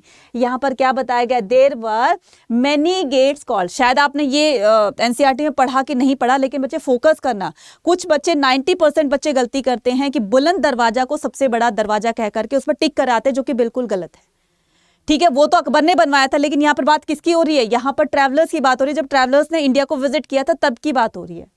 तो there were the many gates called darwaza and the Budaun darwaza was the greatest among them, तो बहुत सारे जो दरवाजे होते थे, ऐसे दरवाजे होते थे, उनमें जो सबसे बड़ा दरवाजा होता था उसको बुडाउन दरवाजा कहा जाता था। एक ये मेन गेट होता था, ठीक है। चलिए नेक्स्ट आता है Ibn Battuta views about the Daulatabad. अब दिल्ली का तो उन्होंने डिस्क्राइब कर दिया, अब महाराष्ट्र में जो दौलताबाद है, इब्न बतूता ने इस दौलताबाद के बारे में क्या कहा वो बताना है। According to Ibn Battuta there was a market place, Ibn Battuta ने कहा कि दौलताबाद का मार्केट प्लेस था वो बहुत सुंदर था, ठीक है, बहुत सुंदर था। जैसे मार्केट में शाम को जाते हैं ना, तो लाइटिंग वाइटिंग ऐसे चमचमाती रहती है, चीज़ें बहुत अच्छी दिखती हैं, तो हम उसको खरीद लेते हैं। तो उसकी ब्यूटी को देखकर यहाँ पर इब्न बतूता कहते हैं कि दौलताबाद महाराष्ट्र में एक मार्केट प्लेस था, ठीक है, फॉर मेल और female singers in Daulatabad which was known as the, तो वहाँ पर मार्केट के बीच में कुछ सिंगर्स भी होते थे, मेल भी होती थी, फीमेल्स भी होते, वो सिंगिंग किया करते थे, मतलब उनको पैसा वैसा चाहिए होता था। तो Daulatabad which was known as, तो जो मेल और फीमेल सिंगर्स होते थे कहाँ पर, दौलताबाद में, उनको क्या कहा जाता था, ताराबाद, ठीक है, ताराबाद कहा जाता था, ठीक है, ध्यान से देखना, इसको क्या कहा जाता था, ताराबाद कहा जाता था। In the middle of the market place there was a large dome building, ठीक है, तो उसको चौपाल कहा जाता था, जो बहुत बड़ी सी, आप चौपाल से तो आप बहुत ज़्यादा वाकिफ होंगे ना कि चौपाल किसको कहा जाता है, जो एक बहुत बड़ा एक बैठने का सिटिंग प्लेस होता है, जहां पर लोग बैठ करके डिस्कस करते एक दूसरे के साथ में, उसको चौपाल कहा जाता है। नेक्स्ट आता है here the chief musician took place every Thursday after the dawn. Dawn क्या होता है बच्चे, मॉर्निंग, मतलब एक होता है डॉन होता है, एक होता है डस्क होता है। तो डॉन बोलते हैं भोर का जो टाइम होता है ना, जब सनराइज होता है, तो सनराइज की जो हल्की हल्की सी रेडिनेस होती है, तो उसको क्या कहा जाता है, भोर का टाइम कहा जाता है, और इसको डॉन कहा जाता है, मतलब मॉर्निंग का टाइम। तो क्या करते थे, हेयर द चीफ म्यूजिशियन, जो चीफ म्यूजिशियन होता था, वैसे तो मेल फीमेल दोनों सिंगर होते थे, उनके ऊपर जो हेड होता था, तो वो क्या करता था, एवरी थर्सडे को एक मीटिंग बुलाता था। तो उस मीटिंग को कब हेल्ड करते थे वो लोग, कब मीटिंग प्लान करते थे, तो वो डान के बाद morning prayer with his servant and slaves, तो वो अपने सर्वेंट्स के साथ में, स्लेव्स के साथ में, वो डान के बाद में जब वो अपनी प्रेयर ऑफरिंग करते थे, उसके बाद में वो मीटिंग रखते थे और आगे का प्लान डिस्कस किया करते थे, ठीक है। Ibn Battuta views the economic, agriculture and the trade. अब बताओ चैप्टर मुश्किल लग रहा है, इंटरेस्टिंग लग रहा है ना? तो मुझे कमेंट सेक्शन में लिखकर बताएंगे कि चैप्टर आपको इंटरेस्टिंग लग रहा है ना। तो ये चैप्टर जितना आप मुश्किल समझ रहे थे उतना मुश्किल है नहीं, बहुत इजी चैप्टर है, इंटरेस्टिंग भी है। तो लिखकर बताना कि क्या आपको ये चैप्टर इजी मुश्किल लगा, ठीक है, डिफिकल्ट लगा, तो लिखकर जरूर बताना। तो Ibn Battuta views about the economic agriculture, Ibn Battuta ने एग्रीकल्चर और ट्रेड के बारे में क्या लिखा अपनी बुक में? मैंने कहा था ना, उन्होंने अपने 80 चैप्टर्स में इसको डिवाइड किया था। हर एक पहलू से, इंडिया के हर एक फील्ड से, पहलू से अपनी बुक में लोगों को, रीडर्स को जो है वो वाकिफ करवाया है। According to Ibn Battuta the bazaar were important places. तो बाजार जो है बच्चे, वो हमें भी पता है कि बाजार बहुत ज़्यादा इंपॉर्टेंट प्लेसेस होता है इकॉनमी के पर्सपेक्टिव से। तो खास करके चीज़ों का लेन देन होता है, व्यापार होता है वहाँ पर, वहीं से तो पैसा आएगा जाएगा। तो बाजार एक इंपॉर्टेंट प्लेस होता था। Ibn Battuta founded India agriculture very productive. तो इंडिया ने बताया, इब्न बतूता ने बताया कि इंडिया का एग्रीकल्चर जो लैंड था वो बहुत ही ज़्यादा प्रोडक्टिव था, ठीक है। तो लैंड जो उनकी फर्टिलिटी थी, तो इंडिया की लैंड को बताया कि इंडिया की लैंड बहुत ज़्यादा क्रॉप के लिए, एग्रीकल्चर के बहुत ज़्यादा फर्टाइल है और बहुत अच्छी प्रोडक्शन यहाँ पर होती है। This fertility allow the farmers to cultivate the two crops in year. ध्यान रखना इसको। तो कितनी क्रॉप्स एक साथ में ग्रो किया करते थे? 2 क्रॉप्स। एक एरिया होता था, लैंड एरिया एक होता था, लेकिन उसको डिवाइड करके 2 क्रॉप्स जो है एक साथ ग्रो की जाती थी। तो ये किसने कहा था? ये कहा था इब्न बतूता ने। तो the Indian manufacture were great demand in both west. India के मैन्युफैक्चरिंग, इंडिया की बनी हुई चीज़ें बहुत ज़्यादा डिमांडेड थी। चाहे तो आप वो कॉटन लगा लीजिए, चाहे और कुछ लगा लीजिए। तो ये खासकर वेस्ट एशिया और साउथ ईस्ट एशिया में इंडिया के जो मैन्युफैक्चरिंग थिंग्स थी वो काफ़ी ज़्यादा डिमांड पर होती थी कि हमें इंडिया का। इवन यहाँ तक भी ऐसा माना जाता है कि जो बाहर की कंट्री के जो राजा महाराजा होते थे, रूलर्स होते थे, वो भी इंडिया का कॉटन ही प्रेफर किया करते थे। भाई हमें इंडिया के कॉटन की जो है वो ड्रेस चाहिए, ठीक है। तो इंडिया का जो भी मैन्युफैक्चरिंग प्रोडक्ट जो होता था वो डिमांडेड था। अब हम चलते हैं नेक्स्ट स्लाइड की तरफ। Ibn Battuta description about the Indian postal system, most important है ये पैराग्राफ, ठीक है। तो इंडियन पोस्टल सिस्टम के बारे में इब्न बतूता ने क्या कहा? तो ये उसको बड़ा अजीब सा लगा, क्योंकि वो इतनी सारी कंट्री में घूमकर आ चुका था, तो कहीं भी ऐसा सिस्टम नहीं देखा था। तो इसमें इंडियन पोस्टल सिस्टम में से क्या बात है? तो वो बात ये थी कि जो काम उनको पैदल चल के या जो हॉर्स राइडर होते थे उनको जो काम सौंपा जाता था, तो उसमें टाइम बहुत कंज्यूम होता था। इस पोस्टल सिस्टम के जरिए क्या होता था, अगर किसी को मनी ट्रांसफ़र करने होते थे तो वो मनी ट्रांसफ़र कर सकता था, ठीक है, और वहाँ पर फिजिकली ना जा करके और चीज़ों को वहाँ पर ट्रांसफ़र कर दिया करता था। तो इसमें बताया गया है कि Ibn Battuta was surprise to different postal system in India. तो the postal system not only allow the merchant to send the information and the remit credit. ये खाली इंफॉर्मेशन को एक जगह से दूसरी जगह पे पहुंचाने का काम नहीं किया जाता था। जैसे पहले वो होता था ना, चिट्ठी पत्री होती थी, लेटर्स होते थे, पोस्ट कार्ड होते थे, उन पर लिख करके पोस्ट कर देते थे, वो वहां तक कंसर्न पर्सन के पास पहुंच जाता था। अब ये सिस्टम उसने इंडिया में ही देखा था, बाकी किसी कंट्री में नहीं देखा था, ठीक है। तो बड़ा हैरान होता है, यार ये सिस्टम तो बहुत अच्छा है, ये तो मैंने पहले कभी नहीं देखा था। तो अक्रॉस दिस डिस्टेंस, तो इससे एक तो देखो टाइम सेविंग हो गई। कैसे? कि जो काम 50 दिन में होता था, फॉर एग्जाम्पल दिल्ली से कुछ भी अगर इंफॉर्मेशन पहुंचानी है या कोई भी मनी ऑर्डर करना है, तो दिल्ली से सिंध तक पहुंचने में उसको क्या होता था, 50 डेज लगते थे। उसको कितना होता था? 50 डेज लगते थे। लेकिन वही काम अब जस्ट 5 डेज में होने लगा। फायदे हो गए ना उसको। तो Indian postal system was the 2 types. तो इंडियन पोस्टल सिस्टम को उसने 2 टाइप्स में डिवाइड किया है, ठीक है। चलिए, तो था फर्स्ट क्या था कि हॉर्स पोस्ट। देखो अब ये क्या होता है, शायद ही आपने पढ़ा हो या नहीं पढ़ा हो, लेकिन यहां पर ध्यान से सुनना। मैंने इस चैप्टर में एक एक चीज को मेंशन कर दिया है। तो अब ये नहीं होगा कि मैडम ये चैप्टर, ये जो टॉपिक है, ये जो हमारा छूट गया, ये कंसेप्ट नहीं करवाया, ये नहीं कराया। तो एक एक टॉपिक को बड़े अच्छे से यहाँ पर मेंशन किया गया है। तो इब्न बतूता ने जो पोस्टल सिस्टम के बारे में दो कैटेगरीज बताई हैं, उसमें से एक था हमारा पोस्ट हॉर्स। दैट मीन्स कि जैसे पुलिस चेक पोस्ट नहीं होते, तो वहां पर सारी चीजों को चेक किया जाता है, डॉक्यूमेंट्स वगैरह चेक किए जाते हैं कि इसमें बताओ तुमने क्या तुम सामान लेकर जा रहे हो, कहाँ लेकर जा रहे हो, तो सारी चीजें चेक पोस्ट पर चेक होती हैं। तो सेम ऐसे ही क्या होता था, एक तो हॉर्स पोस्ट होता था, दूसरा पैडलर पोस्ट होता था, ठीक है। तो इस horse post was called the uluq. इस हॉर्स पोस्ट को क्या कहा जाता था, उल्लुक कहा जाता था, which was run by the royal horses, ठीक है, जो कि राजा, जो रॉयल हॉर्सेस होते थे, जो राजा के घोड़े होते थे, उसके तरफ से जो है ये हॉर्स पोस्ट होता था, station at the distance every 4 miles. अब देखो ये क्या कहता है, नहीं समझ में आया होगा ना, देखो सुनो फिर से। ये जो हॉर्स पोस्ट होता है बच्चे, ये होता है कि आपके हर 4 मील पर, ठीक है, हर 4 मील पर क्या होगा, ये हॉर्स पोस्ट जो है वो चेंज हो जाता है, ठीक है, मतलब कि चेकिंग जो होती है उस टाइप में। अब ये जो पैडलर्स होते थे, the other footpath called the दावा। अब ये जो पैदल यात्री होते थे, जो क्या बोलेंगे हम, पोस्टल सिस्टम के थ्रू ना, जो पहले क्या करते थे, पैदल लोग जा करके मैसेंजर, जो भी मैसेंजर होता था, तो वो एक राजा ने इंफॉर्मेशन दे दी, मैसेज दे दिया, तो उसको कन्वे करने के लिए दूसरे राजा के पास जाना होता था। पैदल चलते थे, घोड़े से चलते थे, किसी भी से चलते थे। तो ये जो पैदल चलने वाले जो मैसेंजर्स होते थे, इनको दवा कहा जाता था, which had the 3 station per mile. तो उनके हर 3 उस पर ना माइल्स पर वो उनके वो बने होते थे, पोस्ट बने होते थे। तो द फुटपास्ट, अब ये जो फुटपास्ट होते थे, फुट पोस्ट होते थे, ये जो है इनके हॉर्स पोस्ट से ज्यादा जल्दी क्विकर होते थे। तो was the quicker than the horse post and was used to transport the fruit and the, और ये क्या करते थे बच्चे, ये जो फुट पोस्ट होते थे, ये क्या करते थे, ये खुरसान एक फ्रूट होता था, उनकी डिलीवरी किया करते थे, ठीक है। खुरासान जो होता है, फ्रूट होता है, उनकी डिलीवरी किया करते थे, मच डिजायर इन इंडिया, जो कि इंडिया में उसको बहुत ही कम देखा जाता था, तो इसीलिए वहां से वो इंपोर्ट करवाए जाते थे। क्लियर हो गया, तो ये हॉर्स पोस्ट हो गया और ये आपका फुट पोस्ट हो गया, ठीक है। चलिए अब क्या करेंगे हम, कंपेयर ईस्ट। अब बारी आती है किसकी, थर्ड ट्रेवलर्स की, जिसका नाम है फ्रैंकिस बर्नियर। 2 अच्छे से समझ में आ गई, एक एक चीज को बहुत अच्छे तरीके से आपको डिफाइन कर दिया गया है। तो इब्न बतूता और आपका दूसरा कौन सा था, अल-बरूनी, ठीक है। तो 2 हमने ट्रैवलर्स को पढ़ लिया है। तीसरे जो ट्रैवलर्स का यहाँ पर बताया गया है, तो वो है फ्रैंकिस बर्नियर। कंपेयरिंग, तो फ्रैंकिस बर्नियर का थॉट प्रोसेस इनसे अलग था।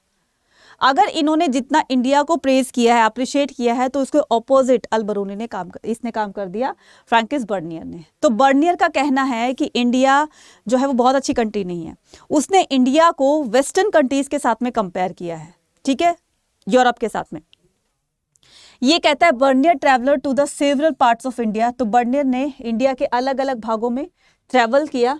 ही रोट अकाउंट्स, तो उसने जो अपनी अकाउंट लिखी, तो व्हाट ही सा and compare them with the situation Europe in general France. तो फ्रांस, खास करके फ्रांस से इंडियन सब कॉन्टिनेंट को कंपेयर किया। तो ही डेडिकेटेड हिज मेजर राइटिंग, तो उन्होंने अपनी एक मेजर राइटिंग जो है वो लुई 16 के कहने पर, जो खास कुछ लिखते थे ना, तो एक बार इन्होंने लुई 16 के खातिर ये सारी चीज़ों को लिखा कि स्पेशली मैं लुई 16 के जो है उनकी खातिर लिख रहा हूँ। And many of his other works and written form in letter to the influence officers and the minister. और इनके जो लेटर्स होते थे, इनके जो बहुत सारे काम होते थे, वो लेटर्स के थ्रू मिनिस्टर्स के पास जाते थे। मतलब ये इतनी ज्यादा हाई पोस्ट पर थे, ठीक है। तो स्पेशली इन्होंने एक अपनी अकाउंट बुक जो थी, अपनी अकाउंट जो थी वो लुई 16 नहीं बचे 14, ठीक है, 14 के को डेडिकेट किया उसने अपनी राइटिंग को या अपनी बुक को। ही डिस्क्राइब द सिचुएशन, उसने क्या किया, उसने इंडिया की सिचुएशन को डिस्क्राइब किया है।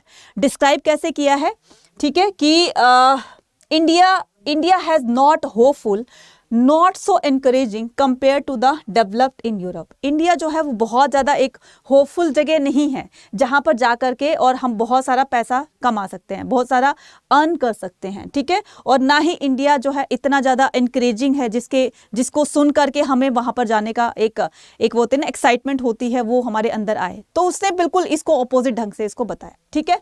उसके बाद ये बर्नियर क्या कहता है, बर्नियर कहते हैं कि Francois Bernier was a doctor. अब थोड़ा सा यहाँ पर हम ये लेकर चलेंगे कि फ्रैंकिस बर्नियर बच्चे थे क्या। तो फ्रैंकिस बर्नियर पर अगर शॉर्ट नोट आ जाता है तो आपको क्या लिखना है, फ्रैंकिस बर्नियर के बारे में पूरा इंट्रोडक्शन देना है। तो सबसे पहले फ्रैंकिस बर्नियर जो थे वो क्या थे, एक पेशे से एक डॉक्टर थे, ठीक है, फिजिशियन थे। साथ साथ में पॉलिटिकल फिलोसफर्स भी थे, हिस्टोरियन भी थे फ्रॉम फ्रांस। और ये कहाँ के थे बच्चे? फ्रांस के।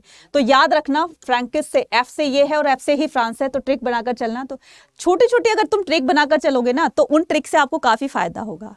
ठीक है, क्लियर?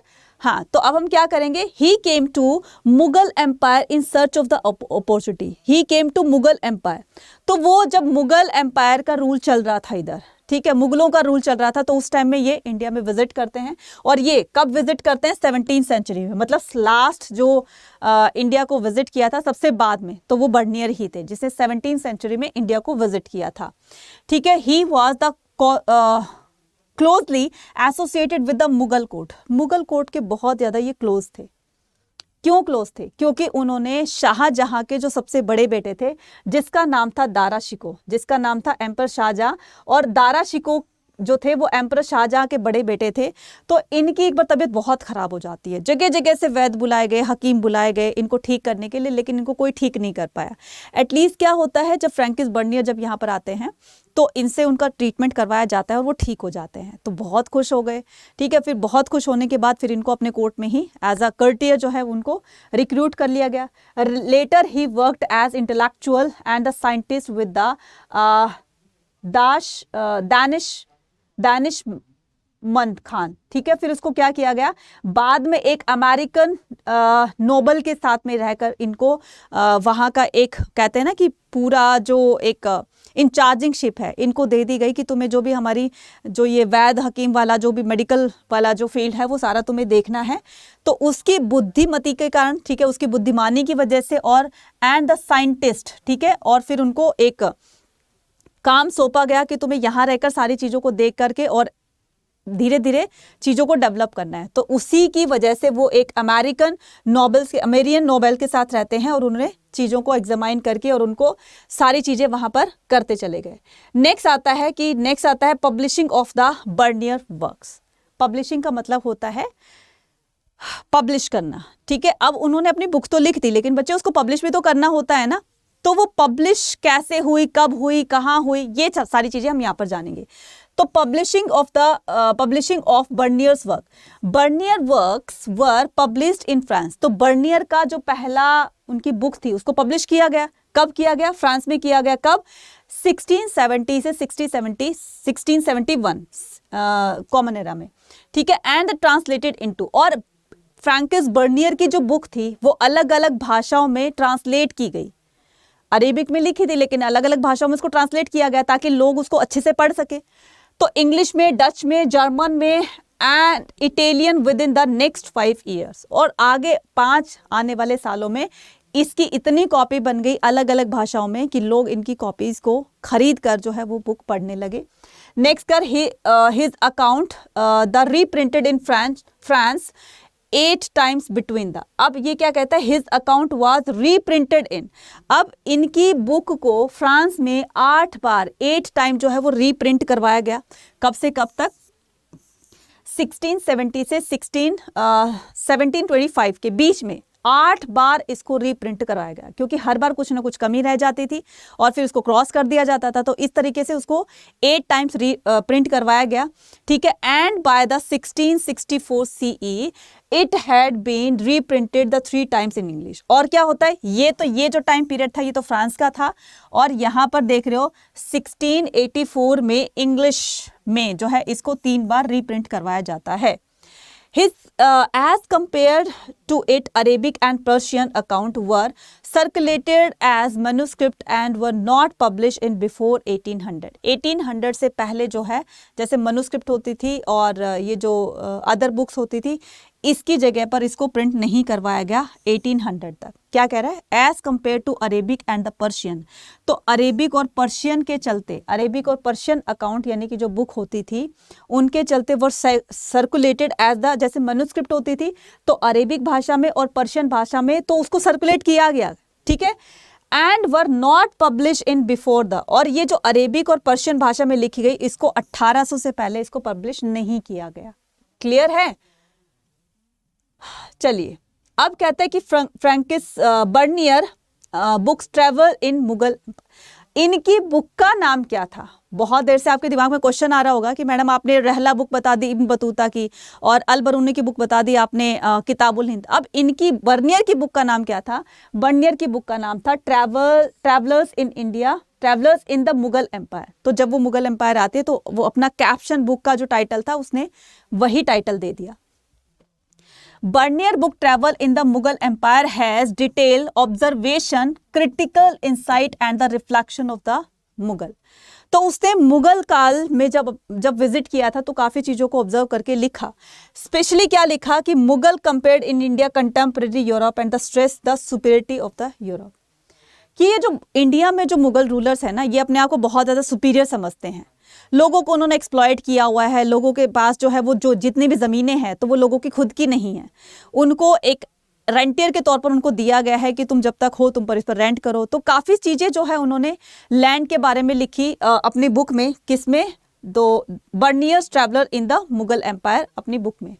तो क्या क्या चीज़ें लिखी हम यहाँ पर देखेंगे। The question of the land owner, सबसे पहले जो इन्होंने फोकस किया या सबसे पहले उन्होंने जिस चीज़ को डिस्क्राइब किया अपनी बुक में वो ये किया कि लैंड ऑनरशिप क्या होती है।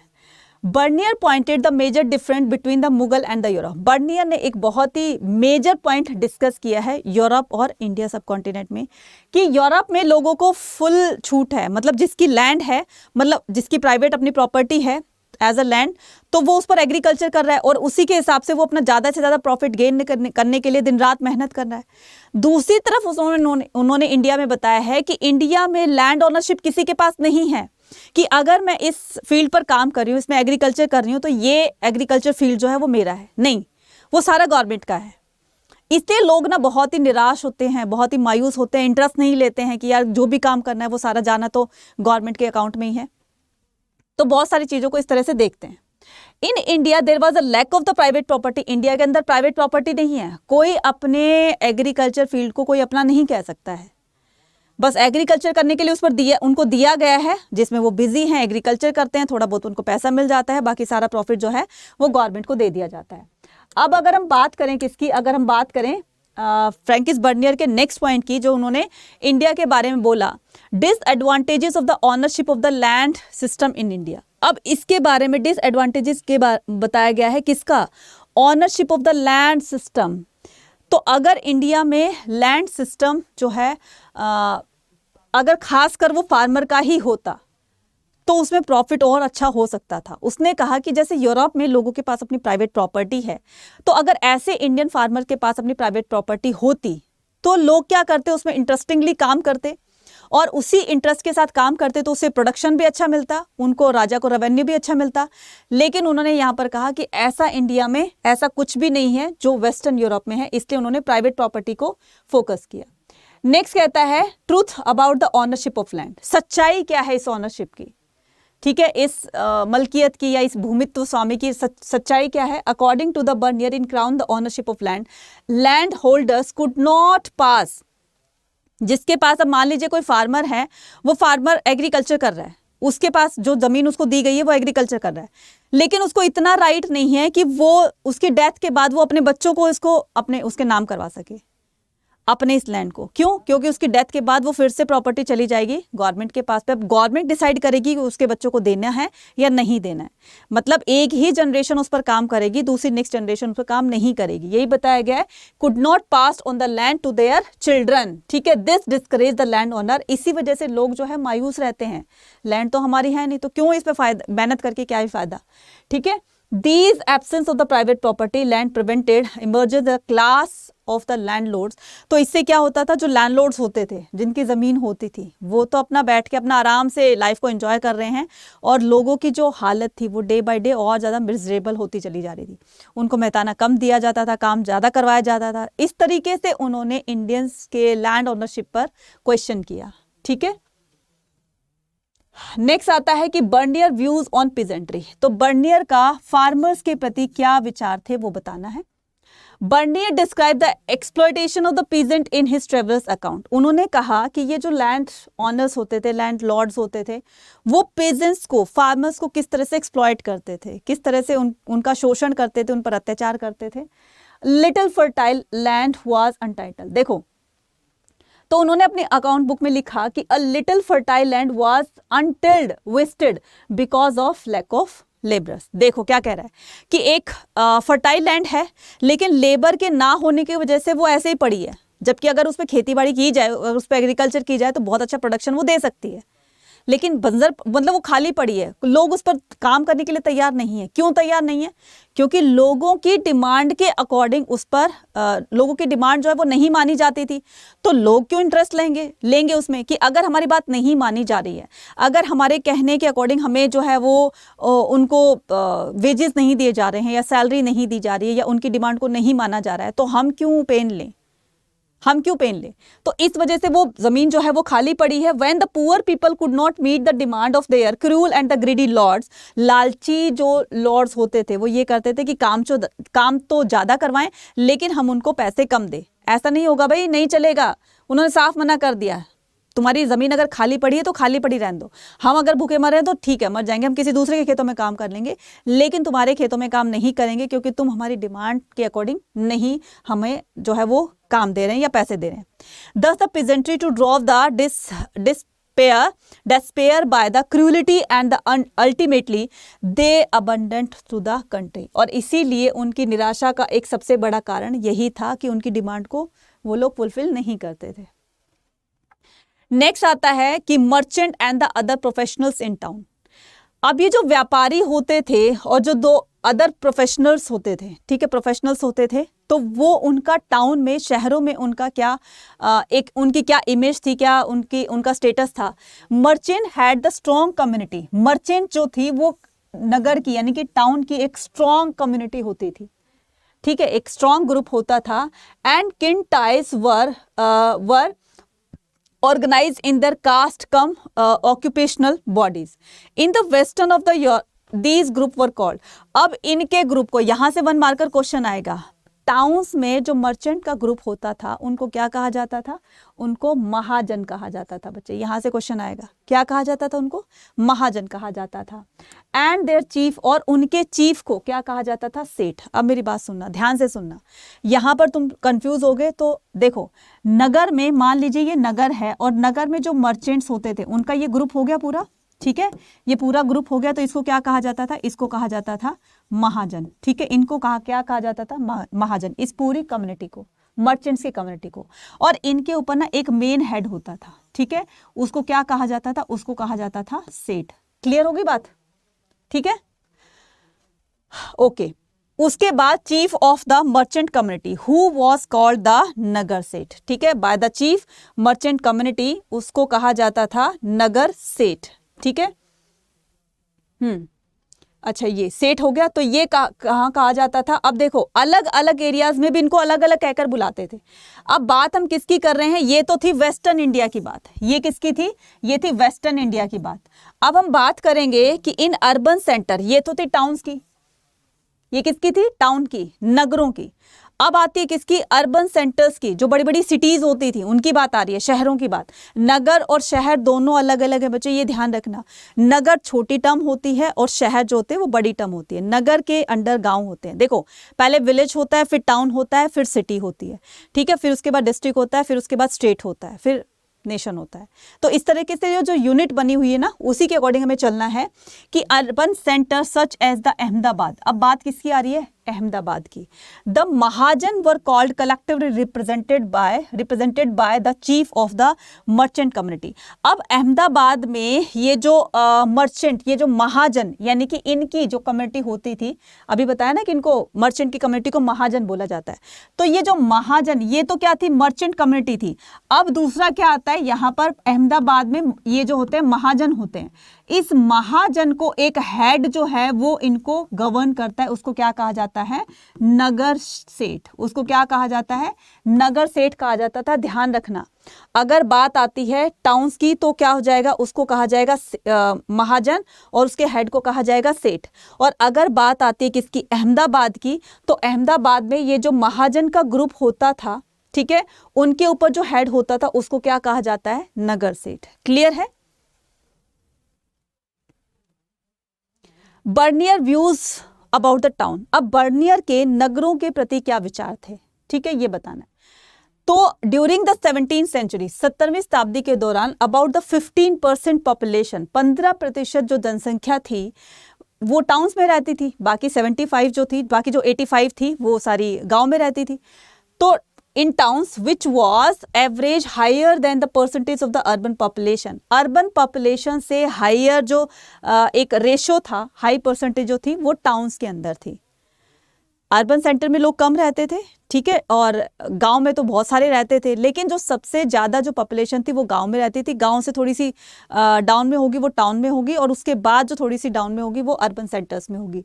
सो in spite of the Bernier describe the Mughal city is the camp town. तो उसने क्या कहा बर्नियर ने, this was an average higher than the urban population western Europe in the same period. जबकि अगर हम बात करें इसी पीरियड के इसी टाइम पीरियड की, अगर हम बात करें यूरोप की, वेस्टर्न साइड की, तो यहाँ पर लोग अर्बन सेंटर्स में ज़्यादा रहते थे, ठीक है। In spite of the Bernier describe Mughal cities. अब इन्होंने, बर्नियर ने मुगल सिटीज़ को कैसे डिस्क्राइब किया है, कैप टाउन कहकर उसको बताया है। विच मीन, इस कैप टाउन का मतलब होता है that the town existed and dependent on the imperial camp for the survival. अब ये टाउन कैसे जिंदा रहेंगे, ये टाउन कैसे बनेंगे, they were totally depend on the imperial camp. तो वो राजा के जो इंपीरियल कैंप होते थे, क्योंकि वहीं से उनको काम मिलता था। अब अगर मान लीजिए राजा को अपने आर्मी के लिए वेपन्स वगैरह चाहिए होंगे, वेपन्स बनाने के लिए वो शहरों में आएंगे जहां पर लोग उनको वेपन्स बना कर देंगे। तो नगरों का काम जो है वो टोटली डिपेंड करता था रॉयल किस पर, इंपीरियल कैंप पर, ठीक है। तो इसका मतलब ये है कि जो भी उनकी जो सामान होता था, तो अगर वो गुड्स का जो लेना देना होता रहता था, इसी से ही टाउन चलता था। तो town totally depend on the imperial camps, ठीक है। अगर मान लो हाउस होल्ड चीजें भी चाहिए होंगी, अगर किसी को सब्जी चाहिए होगी, अगर किसी को और कुछ चाहिए होगा, तो वो किसकी तरफ आएंगे, टाउन की तरफ आएंगे। Criticism of Indian society by the Bernier. अब बर्नियर ने इंडिया को क्रिटिसाइज किया है, क्यों किया है, क्या रीजन था भाई इसका, जबकि दोनों ने तो इसको अप्रिशिएट किया है। Bernier criticised Indian society that it the consisted of undifferentiated masses of the poor people, ठीक है। तो उन्होंने, बर्नियर ने कहा कि बर्नियर ने क्रिटिसाइज किया है, निंदा की है, बुराई की है इंडियन सबकॉन्टिनेंट की, that consisted the undifferentiated masses of the poor people, कि गरीब लोगों के साथ बहुत ही बुरा व्यवहार किया जाता है, ठीक है। सरप्रेस्ड बाय अ स्मॉल माइनॉरिटी। अब ये जो पुअर पीपल होते हैं इनको दबा दिया जाता है, इनको एक्सप्लॉयट किया जाता है। अब चाहे वो लैंडलॉर्ड करें, चाहे वो रिच पेजेंट्स करें, लेकिन इनको एक्सप्लॉयट किया जाता था। तो he started, there was the no middle state in India. India में कोई मिडल स्टेट नहीं है, मतलब कि अगर कोई रिच है तो बहुत ही ज़्यादा रिच है, उसके बाद फिर से एकदम से डाउन आ जाते हैं पेजेंट्री पर, पुअर पीपल पर। तो जो बीच की कैटेगरी है वो नहीं है इंडिया के अंदर। तो इन्होंने ऐसा उसको कहा, या तो पूरा जो होलसेल इंचार्ज होगा वो एम्परर होगा, या फिर वो बिल्कुल ही गरीब लोगों के होंगे। तो बीच वाला जो सिस्टम बिल्कुल ही उसमें नहीं बताया गया है। Bernier account on imperial karkhanas. कारखाना क्या होता है बच्चे, फैक्ट्री होती है जहां पर लोग बैठ करके काम करते हैं, इंडस्ट्रीज होती है, तो वो क्या हो गया, कारखाना हो गया। Bernier was only historian who provided a detail account of working of the imperial karkhana और द वर्कशॉप। ये क्या होती है बच्चे, कारखाना को वर्कशॉप भी कहते हैं, कि किस तरह से इंडिया के जो इंपीरियल कारखाने थे, ठीक है, तो वो काम किया करते थे, उनमें क्या क्या किस किस तरह के काम होते थे। He stated that large hall were seen mainly places the karkhanas और the workshop for the artisan. मतलब कि कारखाना वो होता था, मशीनें नहीं लगाई जाती थी, जहां पर, ध्यान से सुनना, ये बात बहुत ही डीप में समझाई गई है कि अब तक हमारे दिमाग में क्या था कि फैक्ट्री क्या होती है, इंडस्ट्री होती है, लेकिन बच्चे उसका एक्चुअल मीनिंग समझो क्या होता है। क्या कह रहा है कि Bernier was only historian who provided a detail account of the working. एक सिर्फ बर्नियर ऐसा था जिन्होंने कारखाने को डिफाइन किया कि कारखाना क्या होता था, उसमें क्या एक्टिविटीज होती थी। उसने बताया कि कारखाना वर्कशॉप होता था, ठीक है। दूसरा बताया गया, ही स्टेटेड दैट एक बड़ा सा हॉल होता था, इस तरीके से were seen many places called, he stated the large hall were seen many places were called कारखाना और the workshop for the artisan। तो यहाँ पर सारे आर्टिशन बैठकर जो है वो काम किया करते थे। चाहे वो पत्थर की मूर्तियां बनाते थे, किसी ने उसको शेप दे दी, रफ शेप दे दी, किसी ने उसको थोड़ा सा और उसको फाइनलाइज कर दिया, तीसरे के पास जाएगी उसने थोड़ा सा और उसको अच्छा कर दिया। तो इस तरह के जो आर्टिशंस होते थे वो जहां पर बैठकर काम करते थे उसी को ही क्या कहा जाता था, एक तरह का वर्कशॉप होता था बच्चे। मतलब एक ही काम होगा और उस काम को अलग अलग लोग उसको फाइनलाइज कर रहे हैं। क्लियर, समझ में आ गया? He pointed that artisan came to their कारखाना every morning. उसने कहा कि कारखाने में डेली लोग आते थे सुबह और शाम तक काम करते थे and return to home in the evening. शाम को फिर वो अपने घर वापस लौट जाते थे. Influence of the Bernier account of the other scholars. अब बर्नियर किसी से इन्फ्लुएंस भी तो हुआ होगा ना, प्रभावित भी तो हुआ होगा। अदर स्कॉलर्स कौन थे जिससे बर्नियर जो है वो इन्फ्लुएंस होता है?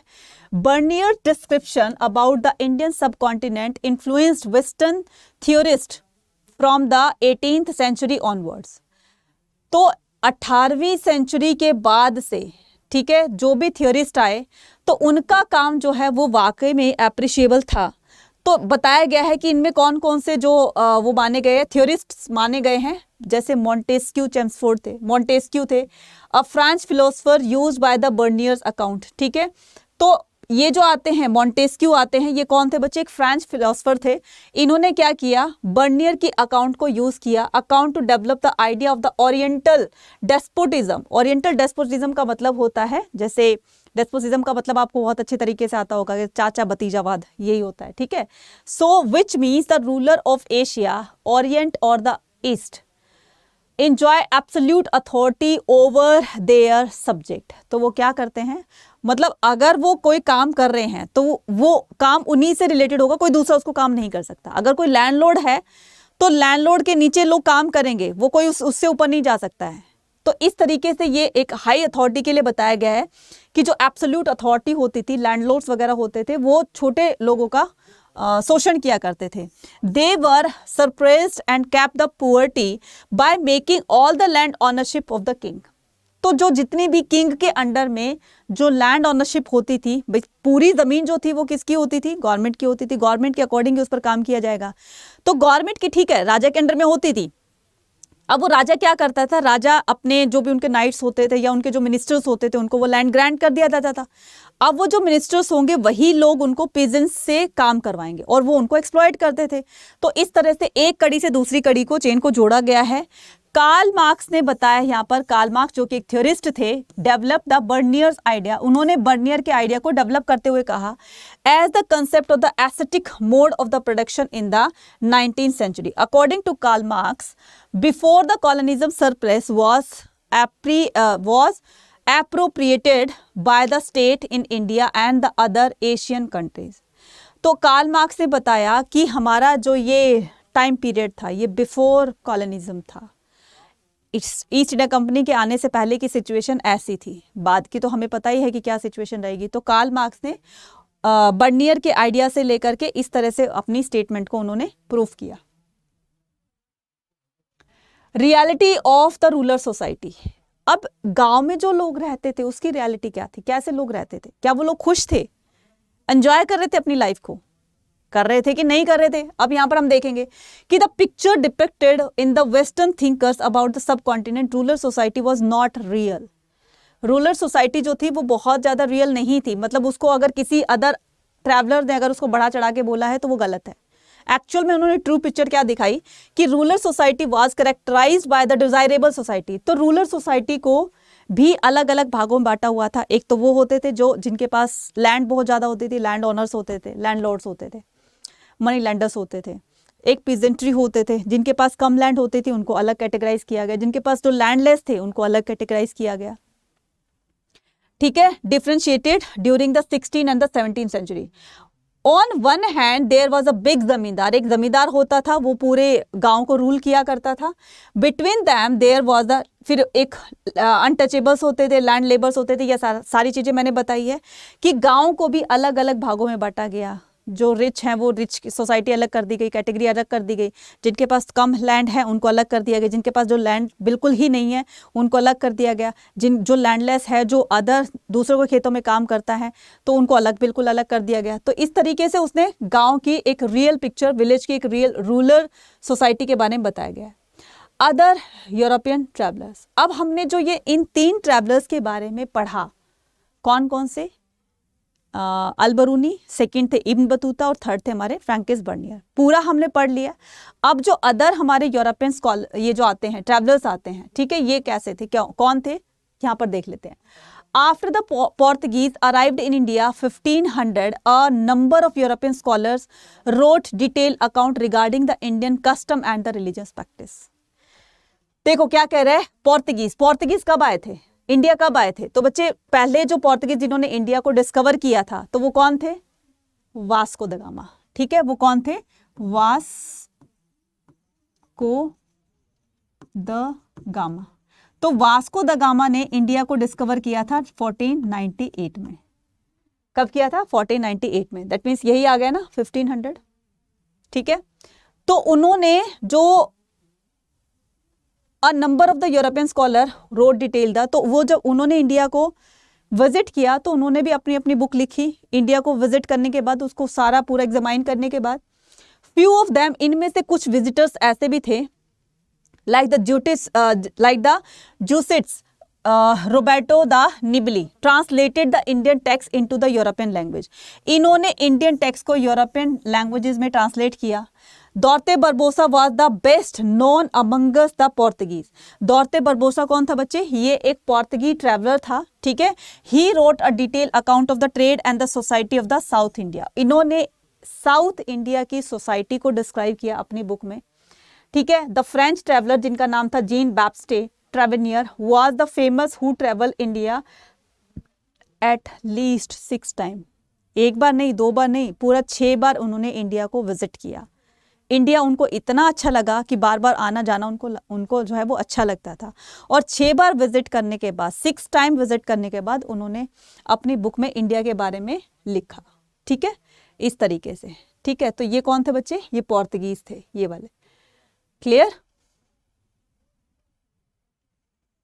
ये डॉर्ते बरबोसा थे और ये कौन थे? ये पोर्तुगीज ट्रैवलर थे जिसका नाम था जोसेट रोबर्टो। ठीक है, ये थे जोटिस रोबर्टो। और ये कौन थे? ये थे डॉर्ते बरबोसा। ही वॉज स्पेशली, ये कौन थे? जीन बैप्टिस्ट ट्रैवेनियर, ये क्या थे? मुनुक्की थे। ठीक है, अब यहाँ पर इनके अलावा जो मेन 3 हमें इस चैप्टर में जिसको हमने डिस्क्राइब किया है, मतलब जो जिसके बारे में हमने जाना है, इन 3 के अलावा ये भी काफ़ी अच्छे ट्रैवलर्स थे। मतलब काफ़ी अच्छे इन्होंने अपनी बुक लिखी और इंडिया को विजिट करने के बाद इन्होंने जो अपनी बुक में लिखा तो इंडिया के बारे में उन्होंने भी काफ़ी कुछ अच्छा लिखा और कुछ उसमें नेगेटिव पॉइंट्स भी उन्होंने लिखे जो भी इन्होंने ऑब्जर्व किए। ठीक है, he was specially fascinated with the trading tradition. तो ये जीन बैप्टिस्ट जो थे, जब इन्होंने इंडिया को 6 टाइम विजिट किया तो ये आए तो trading condition in India compared India to Iran and the Ottoman empire. तो इन्होंने India and compared India to Iran, इन्होंने इंडिया को ईरान से कंपेयर किया ट्रेडिंग के पर्सपेक्टिव से कि इंडिया में कितना अच्छा ट्रेड हो सकता है रादर देन ईरान। ठीक है, एंड द ऑटोमन एम्पायर।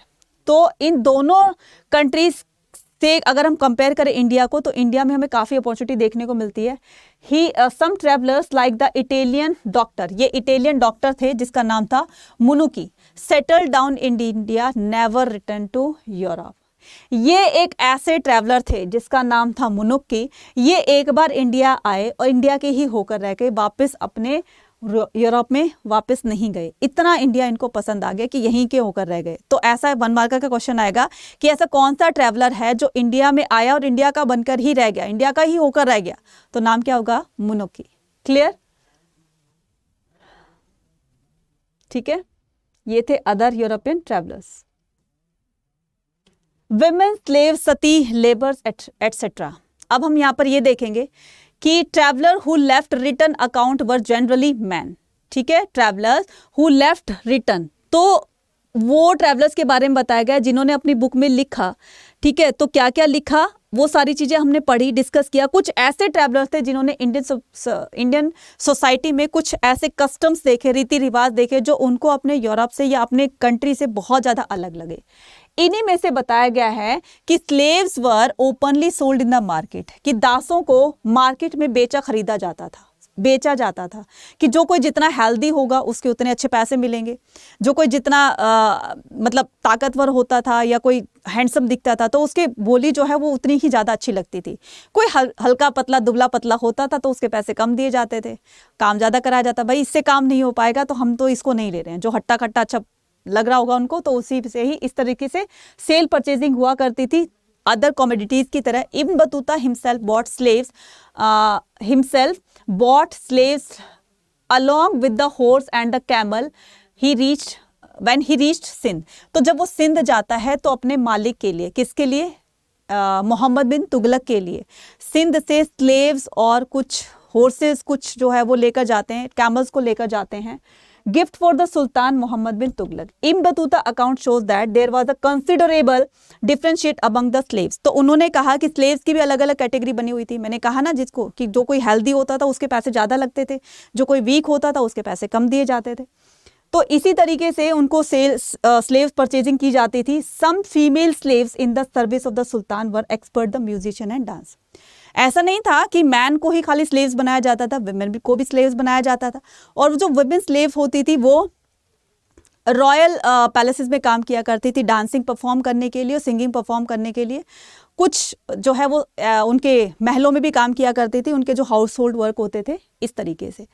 उन्होंने फिर क्या कहा कि female slaves were also enjoyed the sultan to keep the watch and his nobles.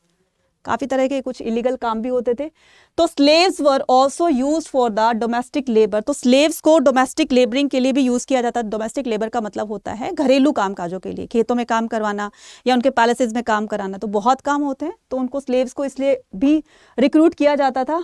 उसके बाद price of the female slaves require the domestic labours. अब जो फीमेल को जो एज अ स्लेव्स वो लोग लाते थे तो क्या करते थे, उनसे डोमेस्टिक काम करवाए जाते थे, घर के घरेलू काम कराए जाते थे, वॉज वेरी लो, और उनको बहुत ही कम पैसे दिए जाते थे। Therefore the most family he could around the slaves kept the least one of them. ठीक है, तो एक काम के लिए एक या दो ही स्लेव्स जो हैं वो काम में लिए जाते थे। नेक्स्ट आता है women slaves Sati in labour. European travellers view the condition of women. बच्चे देखो, ये बात तो सही है कि इंडियन सोसाइटी में बहुत सारे ऐसे बैड इविल्स फैली हुई थी। फॉर एग्जाम्पल सती सिस्टम होता था। ठीक है, सती सिस्टम में क्या होता था कि जो वुमेन होती है, अगर उसके हस्बैंड की डेथ हो जाती है तो उसको उसकी चिता के साथ में बर्न होना पड़ता था जबरदस्ती। अगर वो मना भी करती थी तो जो गांव की बुजुर्ग होती थी, जो ओल्ड लेडी होती थी, उसको खींच करके, या जो 2-4 पंडित होते थे उसको बाय फोर्स खींचते थे और उसको चिता पर बिठा देते थे। अब आप ये सोचो कि अगर हमारी एक जरा सी उंगली पर भी कुछ लग जाता है, कुछ गर्म लग जाता है, तो कितना पेन होता है।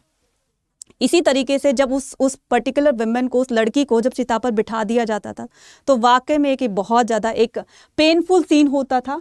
सो Bernier chose the practice of sati system. वही बर्नियर ने पूरा इस सती सिस्टम को इसमें डिफाइन किया हुआ है। ठीक है, चलिए, तो हो गया है चैप्टर हमारा ओवर, और आई होप सो कि सारे आपको कंसेप्ट यहाँ पर क्लियर हो गए होंगे।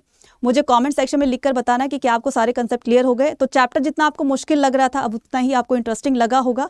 कमेंट सेक्शन में लिखकर जरूर बताइएगा। अब थोड़ी कर लेते हैं काम की बात। तो जैसे आप बोर्ड एग्जाम से फ्री होंगे तो आपको आ जाएगा CUT के एग्जाम का प्रेशर।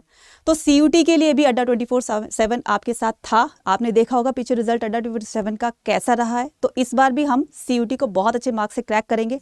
इसके लिए हमारे यहाँ पर कुछ बैचेस जो है वो लॉन्च किए गए हैं। एक समर्थ अभी जो 2.0 है, ये फ्रेश बैच है, और अभी एक आने वाला है। ठीक है, तो जल्दी से जल्दी इस अपॉर्चुनिटी को ग्रैब करेंगे, और इस पर मैक्सिमम डिस्काउंट पाने के लिए, 17% डिस्काउंट पाने के लिए आपको कोड यूज करना पड़ेगा Y489। इसी कोड को, कूपन कोड को यूज करके ही आप मैक्सिमम डिस्काउंट को अवेल कर सकते हैं, अदरवाइज फिर आपको पूरा पेमेंट करना पड़ेगा। ठीक है, ये है हमारा। अगर आप तैयारी करना चाहते हैं मॉक टेस्ट के थ्रू, अगर आप सैम्पल पेपर के थ्रू तैयारी करना चाहते हैं, या फिर ई-बुक्स के थ्रू तैयारी करना चाहते हैं, तो भी आपको मैक्सिमम जो है यहाँ पर डिस्काउंट मिलेगा जब आप कोड यूज़ करोगे Y489। ठीक है, चैनल पे अगर आप नए हो तो अभी के अभी चैनल को सब्सक्राइब कीजिएगा, कमेंट कीजिएगा, शेयर कीजिएगा और लाइक कीजिएगा। ठीक है, till then take care, bye bye.